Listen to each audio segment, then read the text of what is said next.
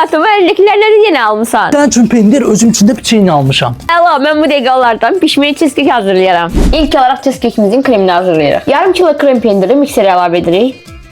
1 stəkan qatlaşdırılmış süd əlavə edirik. 1 paket qaymaq və 1 paket krem şanti əlavə edirik. 100 qram şokolad əlavə edib yenidən qarışdırırıq. İndi isə cheesecake-imizin tabanını hazırlayırıq. 1 paket Oreo'nu blenderə əlavə edib üydürük. Üzərinə əridilmiş çörək yağı əlavə edib qarışdırırıq.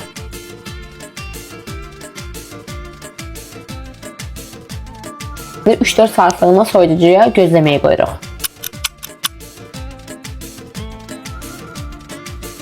Ləzzətli bişməyən cheesecake-imiz hazırdır. Bismillah eləyək, dadına baxaq.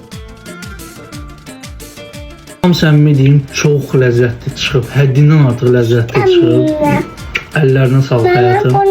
Mütləq şəkildə hazırlayın.